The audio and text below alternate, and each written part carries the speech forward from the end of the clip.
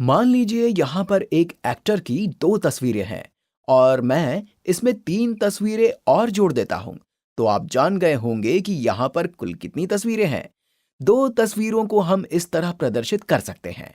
पहली तस्वीर जमा दूसरी तस्वीर। आप इसे दो गुणा तस्वीर के रूप में भी देख सकते हैं। और इसी तरह यहाँ पर इन तीन तस्वीरों को आप पहली तस्वीर जमा दूसरी तस्वीर जमा तीसरी तस्वीर के रूप में देख सकते हैं। और इन्हें जोड़ने पर अब यहाँ कुल पांच तस्वीरें हैं। आइए अब थोड़ा और गहराई से व्यंजकों यानी कि एक्सप्रेशंस के बारे में जानें। अब हम पारंपरिक बीजगणितीय प्रतीकों यानी कि ट्रेडिशनल एल्जेब्रिक नोटेशन का प्रयोग करके व्यंजकों के बारे में जानकारी प्राप्त करेंगे। ये 2x है और आप इसे x जमा x या 2 गुणा x भी कह सकते हैं। तो अगर मैं 2x में 3x जोड़ दूं तो यहां पर कुल कितने x होंगे? हमें यहां x का मान पता नहीं है, लेकिन चाहे x का मान जो भी हो, हमें केवल इन्हें आपस में जोड़ना है। 3x का मतलब है x जमा x। तो अब हमारे पास कुल कितने x है? यहां पर कुल 1 2 3 4 5 x है, यानी कि 2x जमा 3x हुए 5x। और आप जान गए होंगे कि हमने यहां केवल उन संख्याओं को जोड़ा है जो x से गुणा हो रही हैं। और इन संख्याओं यानी कि 2x में 2 या 3x में 3 को गुणांक या कोएफिशिएंट कहा जाता है, जो कि चर यानी कि वेरिएबल से गुणा होने वाली एक स्थिरांक या कांस्टेंट संख्या है। इसलिए यहां 2 और 3 को जोड़ने पर 5x प्राप्त होता है। आइए इस बारे में थोड़ी और जानकारी प्राप्त करें। हम अपने पहले व्यंजक में कुछ बदलाव कर लेते हैं।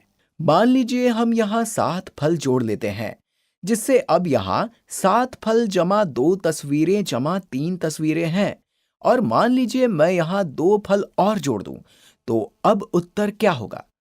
हमें यहाँ फलों को तस्वीरों के साथ जोड़ने की जरूरत नहीं है। हम यहाँ दो अलग अलग चीजों को जोड़ रहे हैं, इसलिए हम इन्हें अलग अलग जोड़ेंगे। तो तस्वीरों को जोड़ने पर यहाँ 2 जमा 3 यानी कि कुल 5 तस्वीरें हैं। और फलों को जोड़ने पर 7 जमा 2 हुए 9 फल। इसलिए इसका उत्तर होगा 5 तस्वीरें और 9 फल।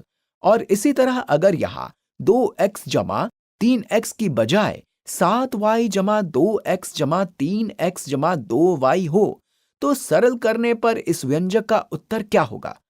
हम यहाँ x और y को एक साथ नहीं जोड़ सकते, क्योंकि हो सकता है ये दोनों अलग अलग संख्याओं को प्रदर्शित कर रहे हों। हम यहाँ x और y पदों को एक साथ जोड़ सकते हैं।